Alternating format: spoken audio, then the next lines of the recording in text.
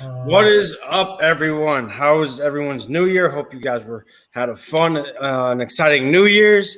I am your boy, the Four Train Express. I have a very special guest with me today.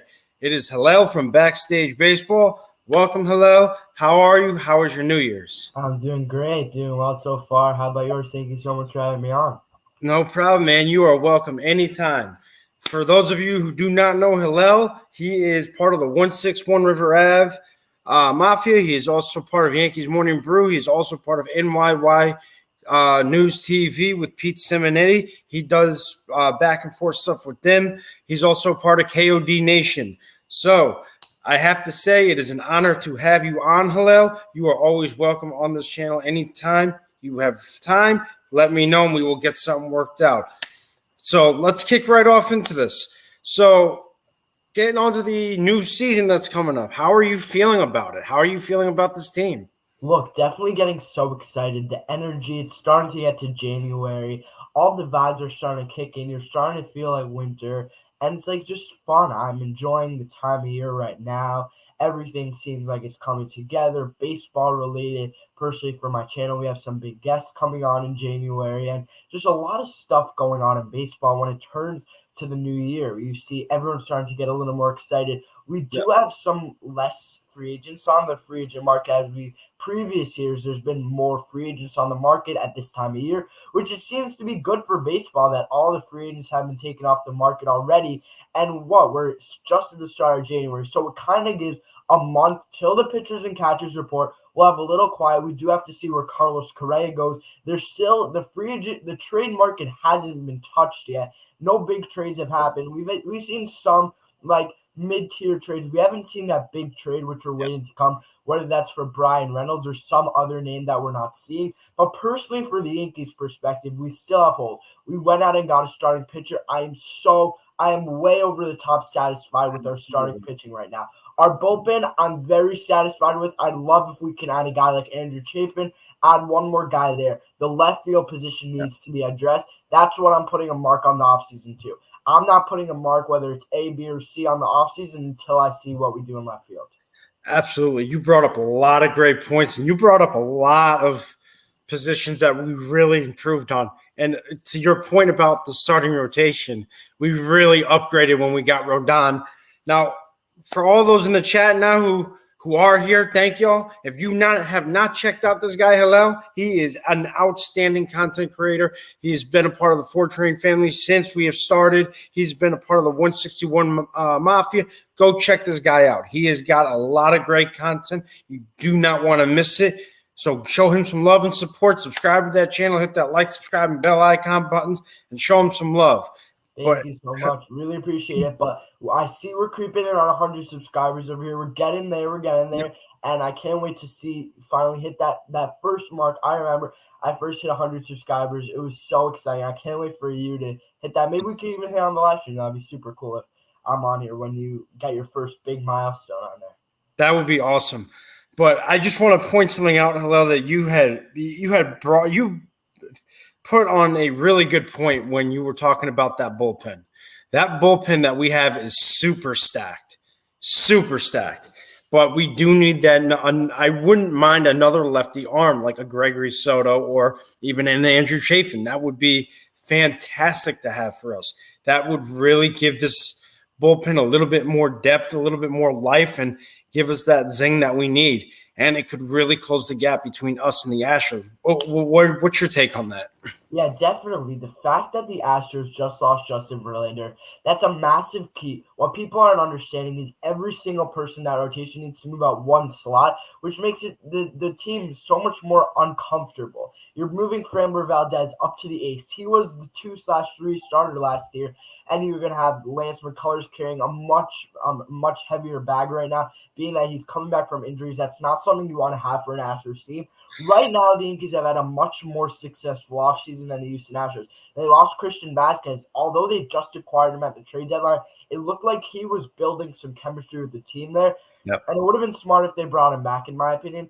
But what I'm really liking, I have the advantage, no biased opinion here at all, but that the Yankees definitely have had more of a successful offseason than the Houston Astros. No, I still think the Astros do have the upper hand over the Yankees, but when the Yankees can address that left field position and maybe even add a bullpen arm, as you said, we could definitely get that upper hand over the Houston Astros. But if we don't have the upper hand over the Astros, we're not getting anywhere, because in order for us to get to the World Series, we're going to have to cross the Astros.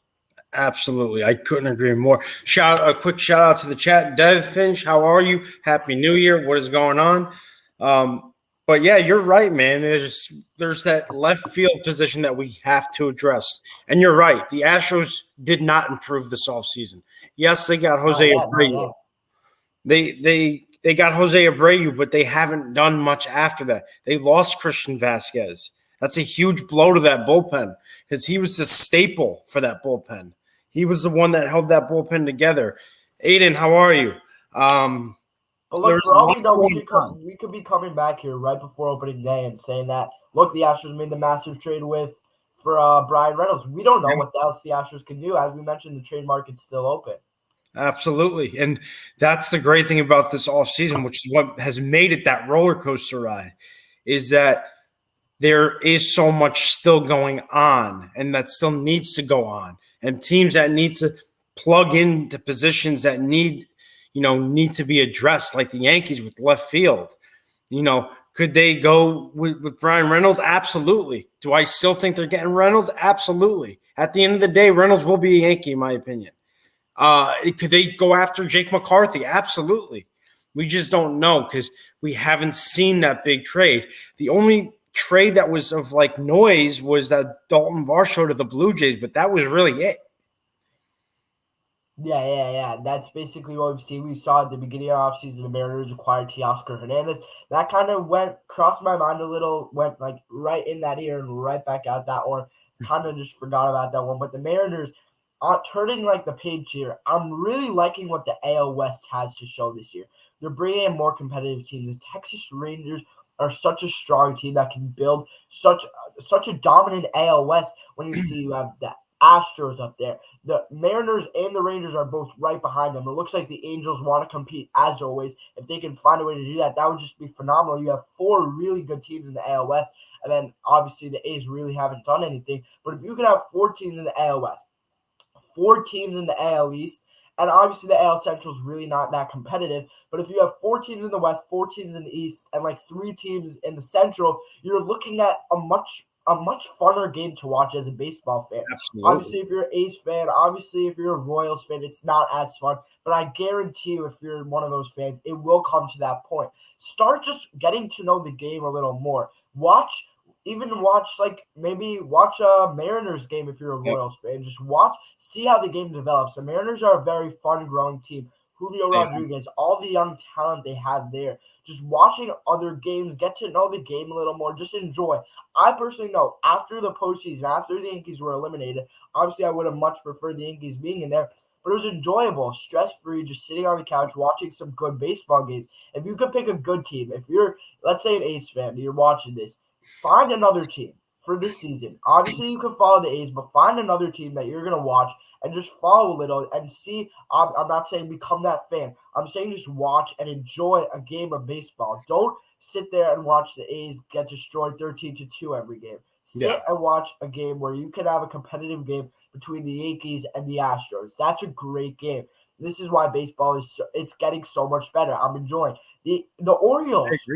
They're doing a great job, and I need to tip my cap to them because they are doing phenomenal. We have 14 in the East, as I mentioned, 4 teams in the West, 3 teams in the Central, and if you go into the NL, we have 3 teams in the East: the Mets, the Phillies, and the Braves, and those are top teams over there. Those are top. Those are no slouches of teams that you don't want to sleep on. Yeah, the Mets made a run for the playoffs and made the playoffs.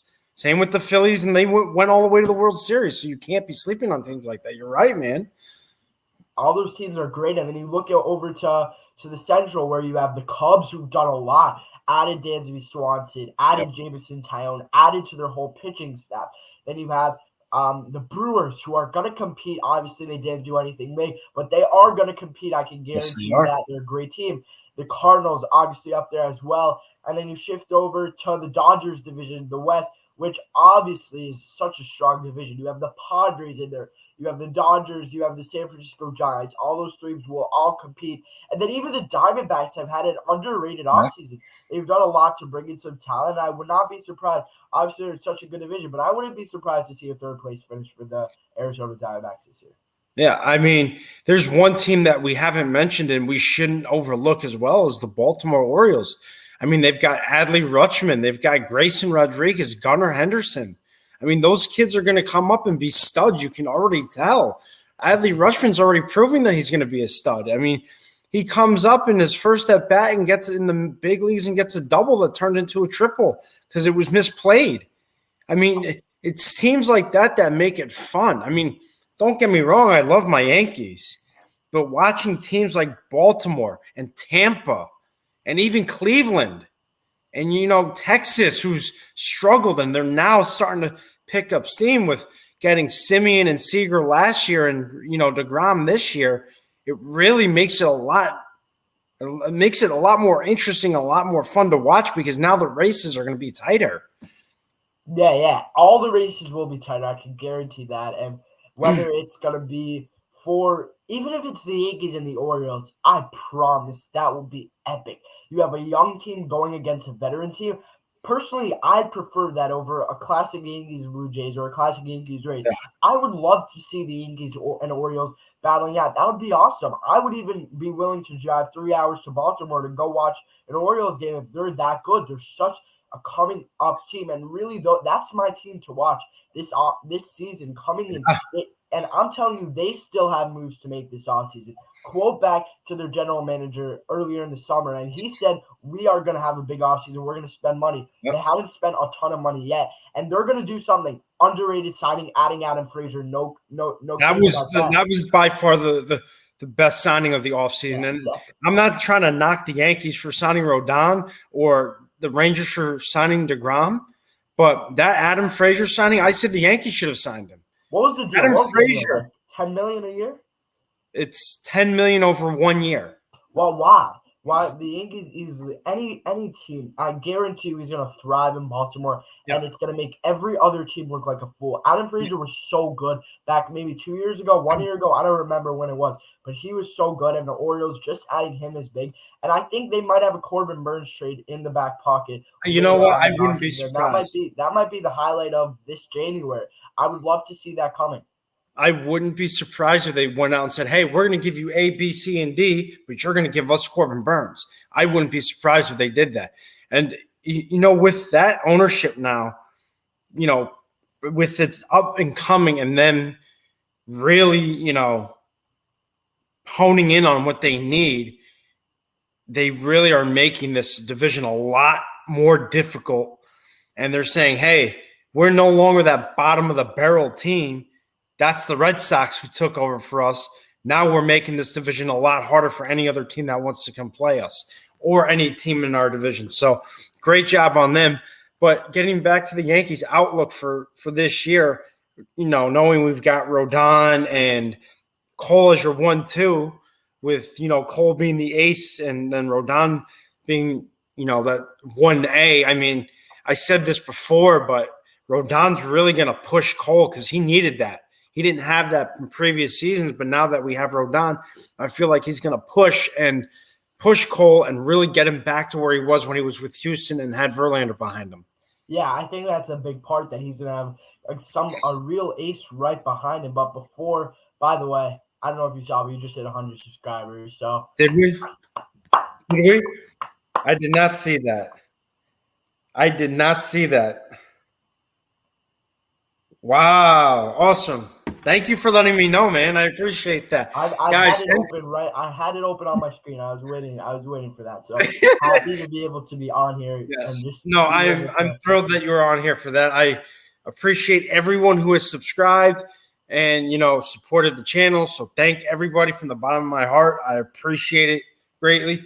Halal, you alluded to something which I never thought about in the beginning, but it was that left field position.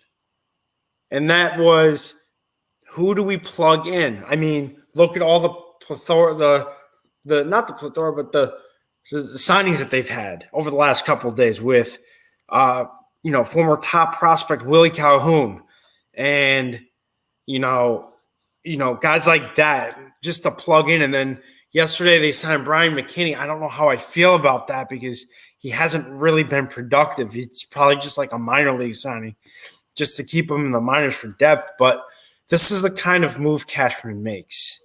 This is the kind of stuff that Cashman does. What's your take on that? Look, there's going to be that trade that's going to come out of nowhere. There's going to be that Josh Donaldson trade this offseason. I'm just waiting for it. I think all Yankee fans are ready. What's it going to be is what everyone's asking. No, that trade's not going to be Brian Reynolds because everybody sees that one coming. Everyone knew that Carlos Rodon was a possibility. One random night in January, there's going to be that signing. Yankees trade for who knows who. If I took a guess now, I'd be wrong because that's what Brian Cashman's great at. He's going to make a trade that nobody in the world saw coming. There's one person out of 8 billion people in the world that saw that trade coming, and that's Brian Cashman. Because he's the one that's going to work behind the phones. He's going to look into every single player. He's going to call every single team and find that player that nobody sees coming and try to turn them into a star. That's exactly what he does. That's what he is he hones in on stuff like that. That is what he is so good about because he sees things that you and I don't see. Mm-hmm. And that's why he gets paid that kind of money. That's why when he hones in on that and he sees something he likes, it's okay, now I'm going to go get it. So you're absolutely right about that. And something else that Brian Cashman does, which I find to be so like sneaky in a way. It's almost like he's a snake just lying in the weeds. Is with all these pitchers that he gets. Look at Clay Holmes. No one knew who Clay Holmes was before he got to the Yankees. He got to the Yankees, and then he turned into, this diamond in the rough. So it's also the pitching that he has such success with, and all of his moves that he makes, like those small moves, really shows. Yeah, definitely. I think I've alluded to this. I think I was on with 161 River Ave, Jason, and I said that the Yankees are like the kid in school who comes in with the peppers and then you have the kid who comes in with all the good snacks, the Doritos and everything. And that's the Pirates. The Yankees are the ones with the peppers, and they give that to the Pirates, and then the Pirates give them the Doritos. That's how I view this. That's exactly right. And you are absolutely right. Cashman is known for being a little thief like that. Just a quick shout out to the chat. Jason, thank you as always, brother. Salute, capital S to you, brother. And everyone else in the chat, I appreciate it. Welcome. Thank you for taking time out of your day to spend with me and Hillel from Backstage Baseball. Both greatly appreciate it.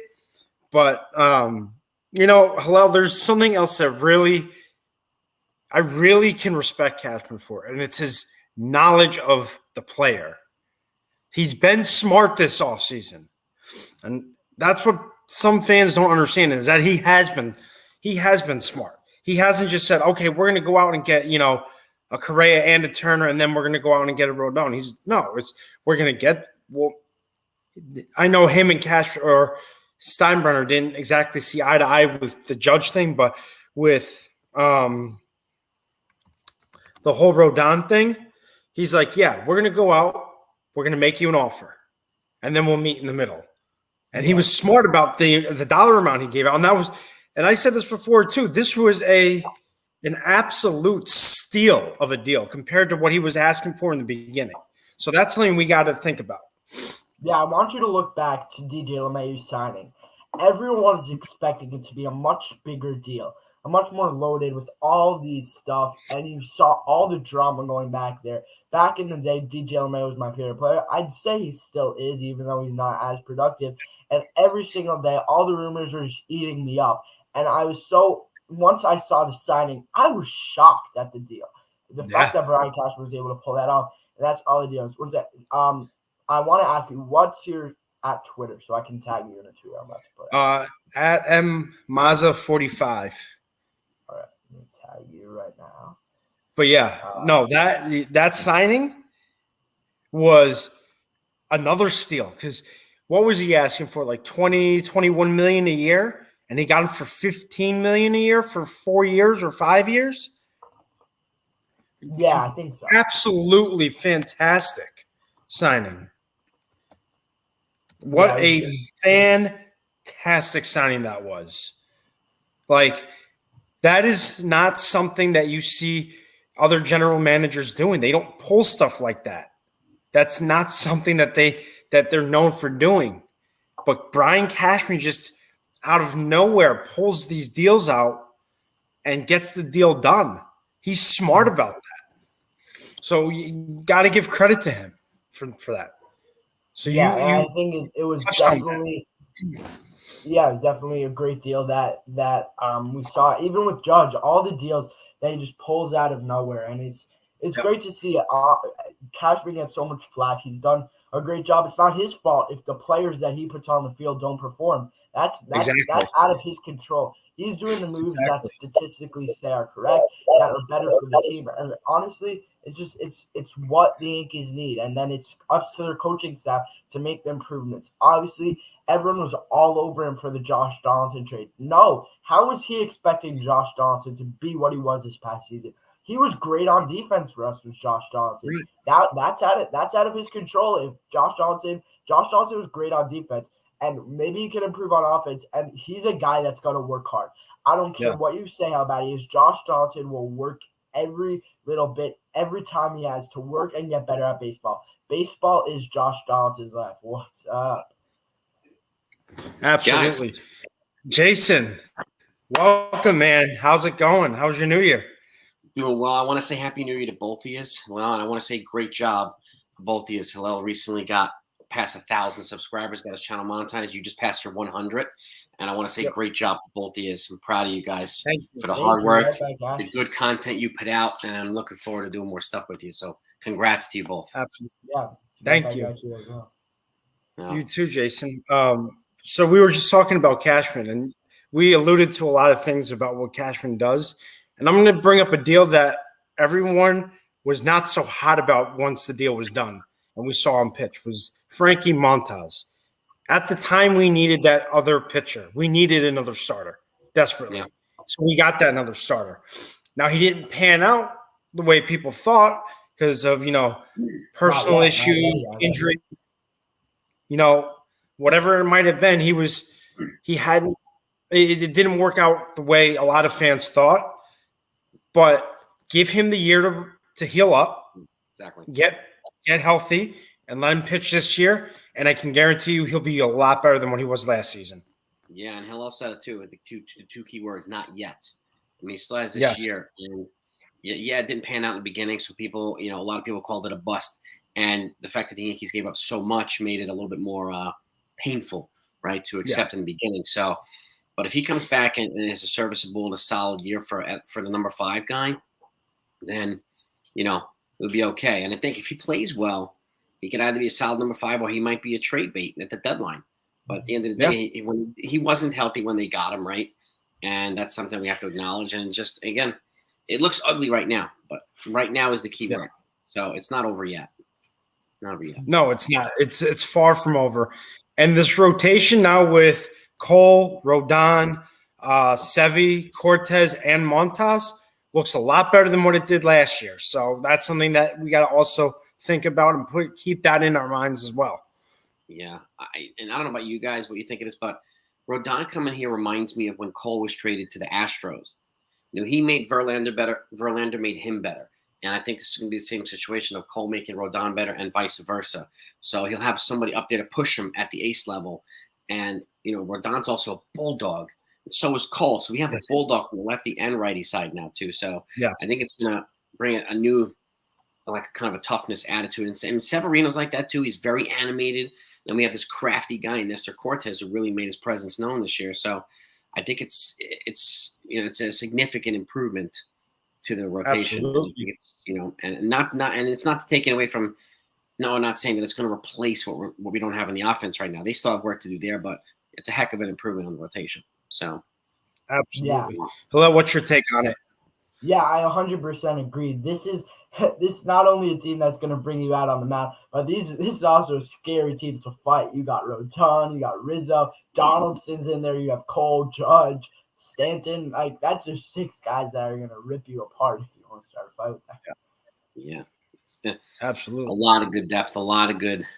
Even if they move a guy like Herman or whatever, they still have enough depth to withstand. And at some point, you have Louis Hill coming back from Tommy John as well. So they have some reinforcements coming. And I could see, like, they're not deep at the AAA level. They gave away all their AAA guys. So, which is why I can't see them trading a guy like Nestor Cortez for Brian Reynolds and stuff like that. I know that's been proposed, but I can't see that happening because they're thin at the AAA level. It just doesn't make sense to. Keeping those guys can make for a very special rotation. Very special. I want to 100%. So I want to propose a trade here. So I was talking with Hector actually last week about a really interesting possible trade that you could have. Whether it's a 3-team trade. It's the Braves, the Yankees, and Pittsburgh. It would bring both prospects would go to Pittsburgh. Here, let me pen it out. The Yankees will send Oswald Peraza, Trey Sweeney, and Everson Pereira, probably a couple other prospects over to Atlanta. Atlanta will send their pitching prospects over to Pittsburgh, and Pittsburgh sends Brian Reynolds to New York. I think that's a trade that could work out, being that the Yankees can hold on to Volpe. Pittsburgh gets their guys Pittsburgh gets their starting pitching prospects that they want, and Atlanta gets a shortstop, which they need because they get their young guy, and probably if they end up getting Peraza, they're going to lock him up the day they get him to be a long-term shortstop for them because that's what Atlanta does. That's something that they're really good at, locking up the young guys when they get him. And Atlanta they do need a shortstop right now, being that they lost Swanson. And I think getting a young guy just seems perfectly scripted, and I think this trade works out. Interesting. That is interesting. It's interesting. So the Yankees gave Brian Reynolds, they give up Peraza, Pereira, and Sweeney. Braves shift prospects over to. I'd be pivotal with Sweeney. I'd be willing to fix it to put somebody else in there. It's a tough pill to swallow. I mean, at that point, we'd really need Volpe to pan out. Yeah, we do. Really need Volpe to pan out. So it would make it easier for him to win a starting job at shortstop during spring training because he wouldn't be competing with Oswald Peraza. But we need him to pan out, that's for sure. Yeah. So, let me ask you this. Would you be willing to take Peraza out of that deal and putting in Dominguez? No, because I think it's important to have the outfielder, and I don't think the Braves would do that because they have the outfield depth that they need, and they need a shortstop right now. And I think they're looking for Peraza, who's basically major league ready, and they bring him in at shortstop. I don't think, personally, as a Yankee fan, I don't think I would even do that, being that all the hype that Dominguez has. I like holding on to those 2 prospects in Volpe and Dominguez. I'm more comfortable letting go of Peraza, and I think it works out for both the Braves and the Yankees to have Peraza in that deal and not Dominguez. Fair enough. What about you? I mean, that's an interesting take. I mean, Jason, what would you think on that? What would you do if you had to switch anything? What would be something you would switch? I would swap Peraza for Dominguez, but I could see the logic in one way or the other. I think some folks are expecting him to be a starting corner outfielder for the Yankees at some point. So, which I could see his switching ability, his speed. But again, his tools, just like Peraza's and like some of these other guys, if they're not going to be used by analytics, it's a problem for me. And again, if the goal is to get Brian Reynolds back, I think I can't see how they would not get his replacement in any kind of trade at any point. I mean, I understand pitching and infield prospects, but who's going to replace Brian Reynolds when they get rid of him? Is the question. Yeah, but the thing is, the Pittsburgh was requesting that they want starting pitching. I guess you throw in, maybe the Yankees throw in somebody, one of their outfield prospects, a part of that deal. I don't know. No, I get that. It's really going to be interesting to see, like, if a trade happens, how it's going to pan out. Because I guess, Yeah. I'm curious to see if they're going to get all pitching. Like the Braves have pitching prospects clearly. So do Toronto. So does Toronto. So does Seattle. And their pitching prospects are rated higher than ours. But our infield and outfield prospects are rated higher than their pitching prospects. So and so it's going to be interesting to see if they move him, what they wind up coming up with. Which makes it fascinating, and at the end of the day, it makes it fascinating. But it also, I understand, it makes it frustrating for Yankee fans too, because the Yankees have not made a move yet for left field. They haven't addressed that position, and Jason Dominguez is not ready right now. Yeah. I would not throw him to the Wolves, and his upside is super high, but again, there's no guarantee either. And Jesus Montero was ranked the number 1 Yankee prospect, and he was a total bust. So that has to be at least factored in. But I do like his upside. And if there's any way you can get Brian Reynolds and keep him, then that's a different story. So, but at the end of the day, Peraza, to me, is like I could see him at a shortstop for the next decade in the Bronx. I can see it, and this is it's a good problem for the Yankees to have, but it's also a frustrating problem because they have building blocks here that they can use. They can lock these guys up if they prove to be the real deal, right? They can lock up Peraza, Volpe, and Dominguez. Again, if they have a good year, just like Acuna and the rest of those guys have, they can lock all these guys up as well. But they got to prove it, though. Yeah, well, that's the thing. They have to prove it too, and it's unfortunate. Like I wish Dominguez was at AAA and on the verge of coming up because it would be easier for him to do that, right? Peraza's already made the show. He showed his worth. So did Cabrera. Yeah. I wish he was up a little bit higher, and that's to me, it makes it more justifiable to trade him because he's only played like a handful of games in AA. But there's no denying his talent. There's no denying it. No, absolutely not. And as we speak about that, it's your boy. What's going on, bro? Put out something where it was Peraza's probably not getting moved either way. They see him as the everyday shortstop and Volpe at second. How do you guys feel about that? Backstage? Yeah, look, we've seen reporters clarify that I don't believe that we've seen any person in the Yankees front office say that that's what they're doing. And they're not going to say that. They're not going to say that until at least the end of the offseason. We have to see how spring training pans out. This is assuming that Volpe performs in spring training. We don't know how the guys are going to perform in spring training. That's going to be a huge impact. You can't make the decision now on who's going to play where if you haven't even seen the preview yet. You can't pick your slice of pizza if you haven't seen the pie yet. So you got to wait to see the spring training, and you have to see what's going to happen with the guys over there. And it's going to be Brian Cashman has said it's going to be a battle for the shortstop position in spring training, and I'm looking forward to seeing how that pans out. That's going to be the thing to watch this spring training, in my opinion. I think everyone agrees with that because it's an exciting battle between Volpe and Peraza, and both of them are going to be on the major league team. It's just a matter of who plays what position. Yeah. And also to your point too, this is the first time they've had a farm this deep in a long time. So again, it goes back to having a good problem, right? But to me, Volpe has the leadership intangibles of a Derek Jeter, but has the physical profile of a Dustin Pedroia. Oswaldo Cabrera has an elite arm. His arm is better than Volpe's is at shortstop. So I want somebody with an elite arm there, and he's also smooth like butter with the glove. And that's not taking a knock at Volpe. I personally think Volpe would be brilliant at second base. Volpe at second and Peraza at short. And Michael Kay even alluded to they've given him the green light to win the job in spring training. So if he wins it, then the question is what happens. Would you rather have one of them, or would you rather have both of them in the lineup? So both of them would be really nice. But how they're going to do it, that also involves – it makes it easier for them to move somebody like Gleyber Torres. And it makes it easier for a guy like DJ to back up other positions as well. Third, where, or first, to back up Rizzo. Because at this point, who's Rizzo's backup? Anybody know? Nobody. There is no backup. Yeah, and he can play first base. Marvin Gonzalez. He went to Japan. Yeah. Warwick's Buffaloes.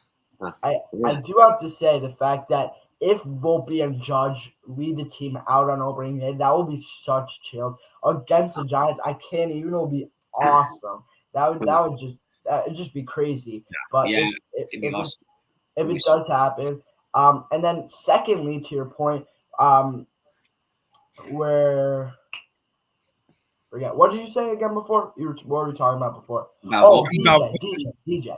DJ. You were saying DJ. Yeah, undoubtedly his numbers have been better when he's moving around. He's a super utility guy. That's what he thrives at, his position. His job is moving around. If he can stick to that job, moving around the infield, I think he will perform much better. And it just gives us so much more depth to that team. And I really like it. If DJ can just move around, it would be awesome. Yeah, and again, backing up some of the starters right now is a key thing. Like having enough depth to back up our starters, which helps give them a regular rest to keep them healthy, and guys that have the ability to play a couple.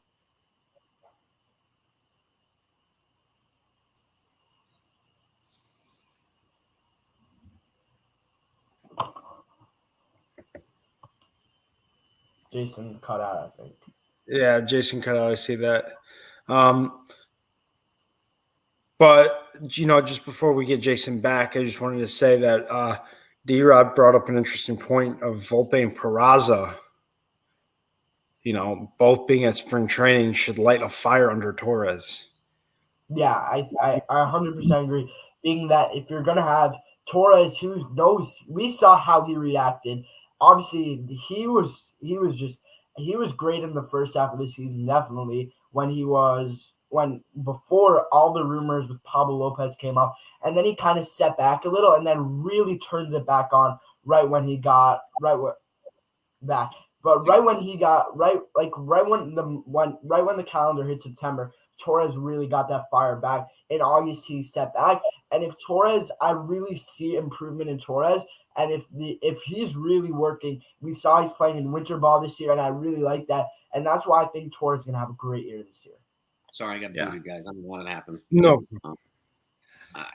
It's a good point too, backstage. Both of you guys make really good points here. Again, having enough players to fulfill the positions and then some is a good problem to have. And again, having credible backups allows you to rest your regulars without them overdoing it or getting hurt, right? So, and it's been a while since we've had reliable guys, which is why I wish they used Marwin a little bit more, because he was a starter for so many years with the Astros, right? Mm-hmm. And having some young guys to let them develop. But at the same time, like some of these young guys, I think the best thing for the Yankees to do would be to play them on a regular basis, see if they're the real deal, give them a chance, right? And give Peraza a chance. Peraza didn't get enough of a chance, but he showed how good he is. Cabrera did. If they're going to bring Volpe up, you might as well give him a chance. So, which again makes it easier to trade Torres. But to your point too, his production increases his trade value, but it also makes it hard for them to trade at the same time. So, because they don't want to move on from him. He's young and 2 controllable years. And then what if DJ gets hurt? Well, that's why having Volpe there, if he makes it, is key. And that's why you don't have to overdo it with DJ. We don't know. I mean, we know now that he doesn't need surgery on his toe, which is a good thing. So, which again makes it easier to move Torres. But if you're going to move a guy like Torres, it's got to be for something. Absolutely. Right? And you want to get that value back for Torres. Yeah, I want to make sure that you're making good moves here, even if you're moving a guy that's been productive last year. But there's still intangibles that Volpe has that Torres is not. So, and then it's finding the right fit. And again, it's a 162 game season, so you got to have the right guys that are going to be in with the chemistry and in with the fit the whole time. So, at least in my opinion, that's the way I look at it. You're absolutely right about that. And if you can find a way to make it work, great. But if you can't find a way to make it work, then it might be better to move on from someone like a Torres. And I mean, D-Rod and we were talking about this once for that split second you were coming back in, but D-Rod put out that Volpe and Peraza at spring training should light a fire under Torres. That to me is a very valid point. Because if Torres sees Volpe and Peraza performing, then he's got to be like, well, I'm about to lose my job if I don't start performing. Yep. So that's a very valid point. Yeah. Yeah. And honestly, I do think if Torres gets moved, it's going to be before spring training. But it could happen during spring training too. It could. It could. So it's it's still. I mean, this is the thing we don't know. We don't get any intel from Cashman. He doesn't share any intel with anybody. So No, we're just kind of playing the waiting game and the guessing game and everything else. And so we have no idea. I mean, they could keep him. They could keep. I don't know. Cashman's like one of those safes that you can't break. Exactly. It's like Fort Knox. You can't get any info out of the guy. Yeah. You can't even. So, and if he does leak info, and I've only heard him leak the Judge negotiations and the former Jeter negotiations. That's the only time I've heard them give any public info. But it makes the moves look so much more exciting when you don't see it coming. Yeah. So true. So true. Mm-hmm. No, that's kind of the way I look at it. That's why Cashman is so good at his job, because he knows how to keep a lid on it and he knows how to make it interesting. He can be like, oh, well, we have something big in the works, but we're not going to tell you what it is. We're just going to make you think and get the wheels turning, and then we're just going to go, boom, here's the move. Here you go. Have fun with it. That's generally his MO, right? Just lays you out of nowhere with he blindsides you with some crazy move that you never heard of or thought he was going to make. And he does them like he did it last year with Clay Holmes. I never even heard of Clay Holmes before he got traded here. I don't think anyone heard of Clay Holmes before he got over here. So, but it was a great trade. So that's the type of stuff he does. And he's been stockpiling arms and position players over the last week or two, for minor league depth or guys with invites to spring training who might have a magical spring training, make the team, because they still need another reliever. So, I mean, that kid, Lissandro Santos, that he picked up, he could be the reliever. Yeah. Yep. I want to go back to a point that you guys were making earlier, and that's the depth in the positions that we have. And we've seen that LeMahieu and Rizzo have been more injury prone over the past 2 years. And that's why if we can use that, I don't want to use Peraza and Volpe coming up as depth pieces as roster because LeMahieu's hurt, or they have to come up and they're playing well. Don't force them up there. But when LeMahieu and Rizzo are hurt, that's why we have the guys like Calhoun and all the guys that we have. And depth is really important. We saw it last year. We lacked when LeMahieu was hurt, when Rizzo was hurt. Our lineup took a dramatic fall, and we've seen it in previous years. And I like what we're doing now. Yeah, and you make a good point too. Sorry, go ahead, Mike. Go ahead. I was going to say, so on my last live stream I did, a point was brought up, which we were discussing, which was the Yankees have a tendency of waiting till they're 23, 24, and 25 to bring up these prospects. Look at Aaron Judge, prime example. He was 25 when he was brought up. And like Hillel said, if you're going to bring these kids up, you got to trust that they're going to do that job. And then you got to let them play and let them prove themselves. Yep. And that's the key too. Like bring the depth guys, like Hillel said too. Depth guys should be guys like Calhoun and the rest of them who can fit in for injured guys while not interrupting the development of these kids. If you're going to give them a chance, it's got to be a real chance. That's the only way we're going to see if these kids are for real, right? You can't play them like a couple games here and then have them sit for 10 days and then play again and then call them a bust when it doesn't work out. This is not the Fred Mucci League in Staten Island. This is the Major League Baseball. You need regular play to be able to hit these pitchers, and these pitchers are just getting better and better and better. So you got to keep your timing. You got to keep your skill set high, and the only way to do it is regular play. So for these young kids, so I hope they give them a good, legitimate chance. I do too. I mean, if you look at guys on teams like Baltimore, look at Baltimore. They got this kid Grayson Rodriguez who's tops out at 99, 100, and is an absolute stud. He's gonna be a stud in the majors. I mean, you can already tell his skill set and his workup and his makeup. I mean, and that's what you're talking about, Jason. The pitching is getting better, and you got to let these guys prove themselves. Yeah. I mean, that's why Matt Blake is here for, too, to find out these guys with the big arms that need a little bit of fine-tuning, right? Refining and turning them into something really good, just like you did with Mike King, just like you did with Clay Holmes. So, you get as many of these guys as you can. And hopefully they strike lightning in a bottle somewhere. My favorite example of using guys in the wrong position and bringing them up at the wrong time is a prime example of Estevan Florial. He was so highly touted prospect. And then it just happened that like what even happened to him? He like went from here to like all the way down below my camera, being that his confidence went down. I feel terrible for the guy. He hasn't gotten a real opportunity with the Yankees, and that's something that the Yankees are really bad at doing, and that's what I'm going to call them out for. They don't know when the right times to throw a prospect in there, when to give the prospect the right chance. That's why I hope Florial gets traded, because he can have some major potential with another team that really needs that spot.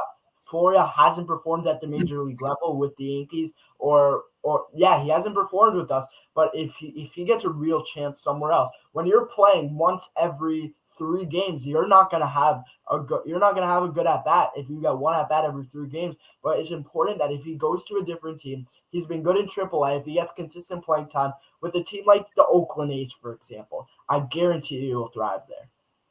Absolutely, man.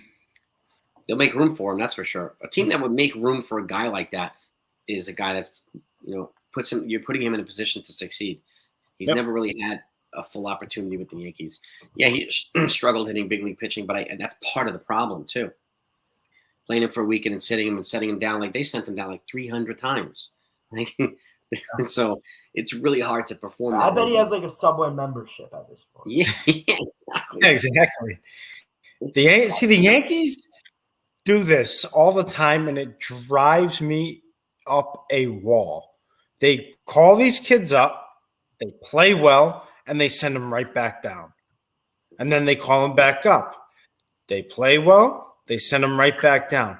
Take a look at Davy Garcia, a prime example of a victim of that vicious cycle. When he first came up, he pitched great for us. No issues. They're like, oh, you're pitching great? Cool. You're headed back down to AAA. 2 weeks later, comes back up. You're pitching great? Cool. Guess what? Now you're headed back down to AAA. And that really messes with the kid's confidence. And it really can mess with the kid's career. And I hate that the Yankees do that. Miguel Andujar's another one. Yeah, Andujar's another. And before you know it, you're out of options and you have to DFA the guy, which is what the Yankees did with Andujar. He had to DFA him, and he's now with Pittsburgh. Yep. It's unfortunate, too. It really is unfortunate. I mean, I get it's nice to have star players in almost every position and blah, blah, blah. But, I mean, it doesn't always work. It doesn't always work. And it's okay to develop these kids and give them a chance to play if they show they're legit. So, Andujar had a bat. He got hurt a few times. But, yeah, Davey, too. Same thing. And now he's profiling as a reliever if he comes back, right? So, he's got some more pop on his pitches now. But they've done this so many times with Jabba, Phil Hughes, Ian Kennedy. They had so many issues.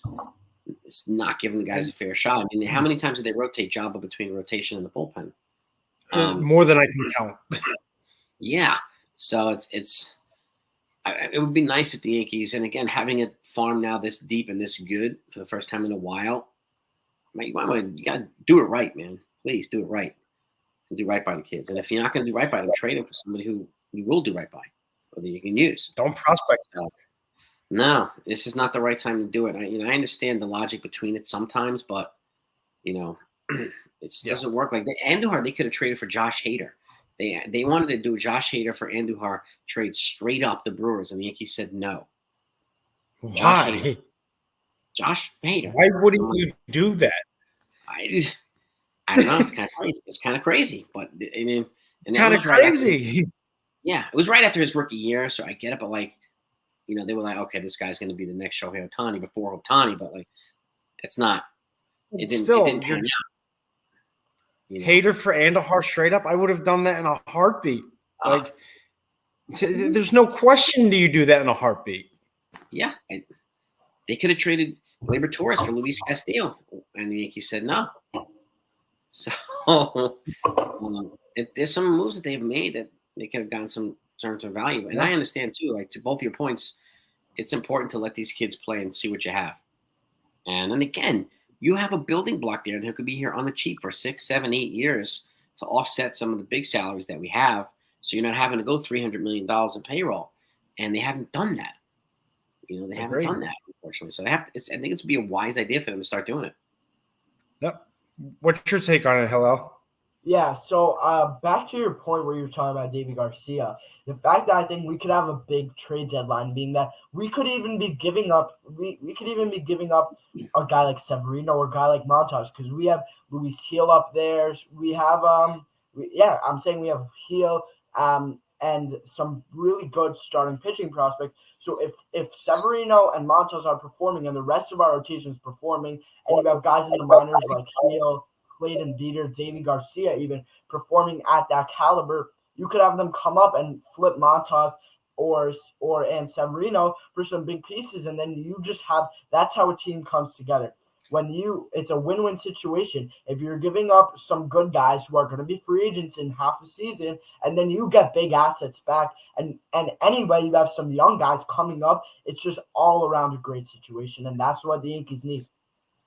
You make a good point too, Hala, because Severino and Montas, they're in their contract years, so they're going to be motivated to stay healthy and perform. So that puts them in a good position to be, if they decide to move them or whatever, if they don't think we can't lock up Severino long term because he's been unhealthy, blah blah blah. And if he does really well, you have a big trading, a trade piece there. It's like the Tigers did with Verlander and like some of these other folks. You can probably get a lot back for a player like that. And if Montas is really dealing, like the Yankees gave up a lot for them, for a lot for Montas. So you could flip him for a decent package if he's pitching well. So it's a good point. Really good point. We also have Clayton Beater, who's almost at that level. I mean, that's another guy to think about. These kids like a Davy Garcia or a Clayton Beater or even a Will Warren. I mean, these guys can come up, and the outlook looks better now because we have them. True. So true. I mean, I didn't think they were going to get someone like Beater for Joey Gallo. I was surprised, so I'm thankful. That was a Houdini move right there by Cashman, so it's a really good move. That really was. That was the Dodgers just getting ahead of themselves. They saw something that they thought they can do, and they didn't realize that the value was so much lower that they could have given up somebody else for it. I don't even know what happened there. Yeah, and he batted. I mean, Cashman was a wizard for doing that. That's his best, I think. His bread and butter is trading for guys like that, underrated relievers, underrated pitchers, and just stockpiling and for just spare parts. And so I think that's his best, what he does best. I mean, trading for guys like that, just finding hidden gems. Yeah. Scott, how many of us heard of Scott Efros? I didn't hear about him before they traded for him. I know he was. What does he have? Like 3 years of control left? He's a free agent in 2028. So even after Tommy John, he'll still have 4 years of control after that. So that's a great piece for them to have on the cheap. Yep, great piece. So we didn't even. I mean, yes, we gave up a top pitching prospect, but look how it turned out for us. And the other point for him again, Hayden Wesneski. Yeah. The other thing too, Wesneski, J.P. Sears, Waldachuk. None of them were drafted in the first 3 rounds. Really? None of them were super high draft picks. Yeah. So look at Clayton Beater. He's our number 9 prospect right now. We got Gallo for a number 9 prospect. That's crazy. I mean, he is 24, so you really could see him make an impact this year. You could. Absolutely right. Yeah. Absolutely right. Yeah. It's going to be really fascinating and interesting to see what they do, not only in the next 7 weeks, but in spring training, in the season. I'm really curious to see where this roster looks like when spring training starts. I think it's going to be slightly different. I think he'll make another move or two. I think he'll bring in a reliever. And I do think one of Hicks or Donaldson or Torres gets traded. Not 2 of them, not 3 of them. I think one of them gets moved.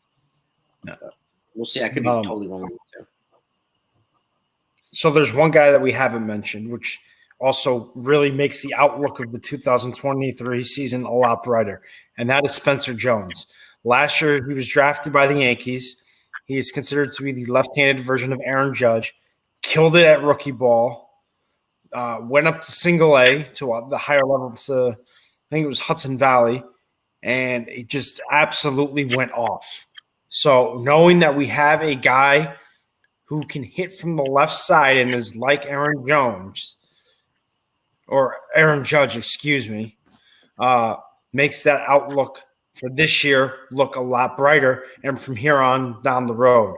Because when Judge ends up retiring, we now know that we have someone to replace him, or that we can replace him. Yeah, true. What do you think? What do you think backstage?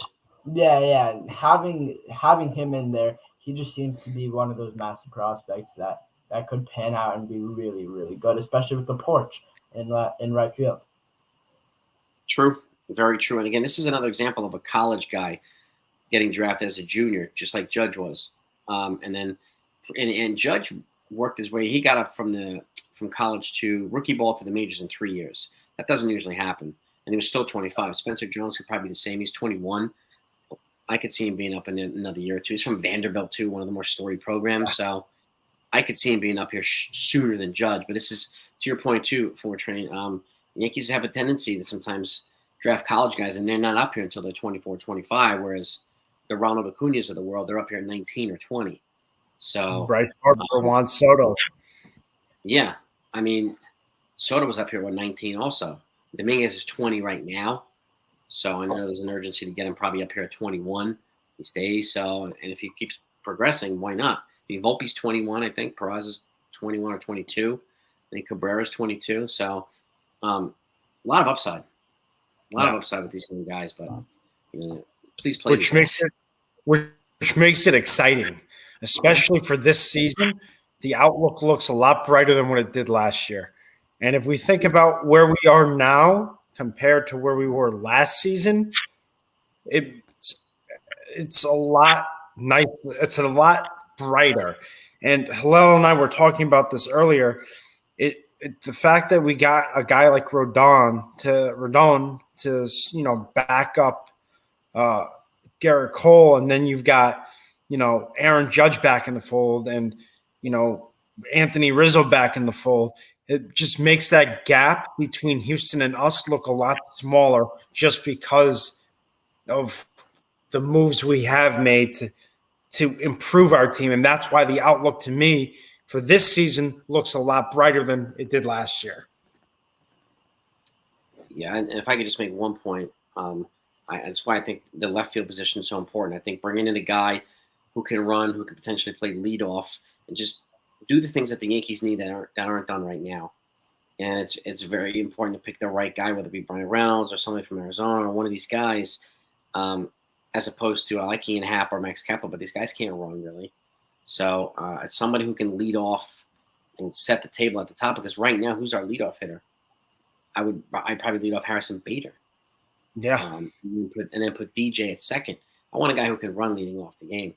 And so that's why, what they do in left field, I think is going to be so important. Whether it's Calhoun, he can run if it works or whatever, or Oswaldo Cabrera or something like that. Whatever you decide, I just hope it's somebody who can set the table at the top. Yeah, absolutely. Hello, what's your take on it? Yeah, having somebody at the top, even if it's just like we had Cabrera, it's a factor of speed at the top. We saw LeMahieu was great with bringing in runners and scoring positions. In my opinion, he's so much better in the 5 spot than in the leadoff spot. And having if it's Harrison Bader, if it's Reynolds, or even if it's Cabrera, you got to have somebody who's going to bring you speed at the top of the order, who's good with stolen bases. I would not be opposed to having Isaiah Kiner for left lead off, because he's great at stolen bases. He batted .270 last year, and maybe he wasn't great on defense, but he was a really good offensive player for us last year when we needed him. So if we can find the mix in the puzzle to get that leadoff hitter, but Boone, needs to stay consistent with the lineup. That was a major issue. On opening day, he sets the tone for what he wants the lineup to be. Obviously, injuries he can't control, but when everyone's healthy, have a lineup set that you're going to throw out. Yeah, that's the key backstage too. Consistency. Consistency is key, man. Absolutely right. You can't be jumbling, one week having one lineup and then the next week flipping that whole thing and just being like, well, this is what we're doing. You have to have that consistency. And you're absolutely right about that. That's so key to a team's success. And we've seen that look at the Braves in 21. Look at them. They ran out the same lineup every day. Yeah, they give guys days off every now and then, but it was the same lineup consistently, and it worked. And that's what we need to do. That's the kind of model we got to follow. and don't let analytics take over your job, because that's it seems like it's happening. And I hate to say it like that, but analytics is taking over the game. Yeah, it's true. And another reason why a table setter at the top two, and utilizing guys who can run bases too much to analytics dismay sometimes. The bases are getting bigger. Okay. This is one of the things. The shift is gone. So utilizing guys who can create havoc on the base paths would probably be a good idea. And it's one of the teams I think it can benefit a lot is the Yankees, who hardly ever use it. So, I mean, look at the guy, Osvaldo Cabrera. He had like 30-something stolen bases. Dominguez had 37. Volpe had 50. Okay. These guys can create havoc on the base paths.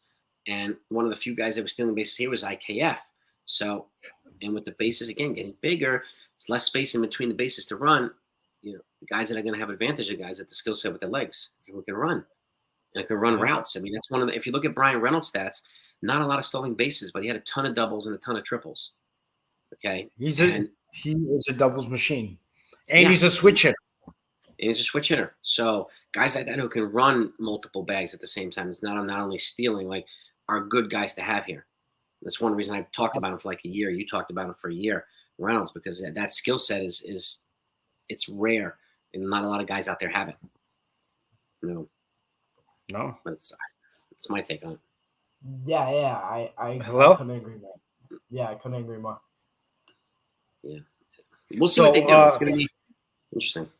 It's definitely going to be interesting to see how they play it out this time.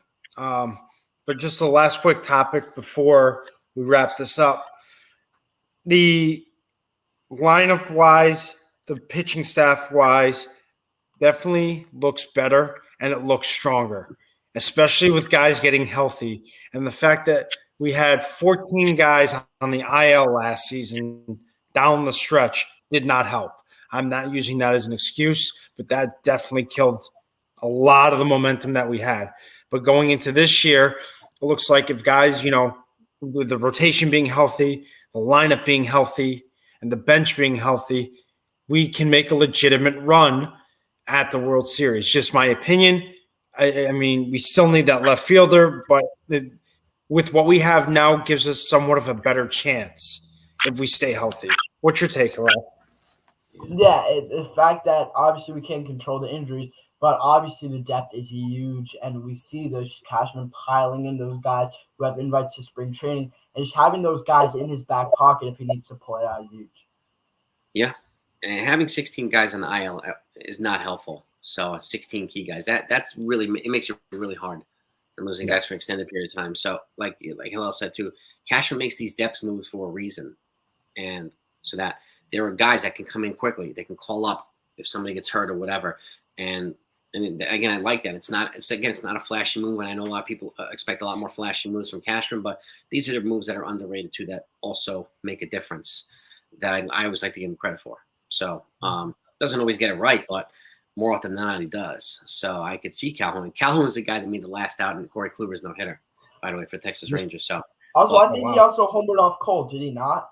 He did. He did. That's correct.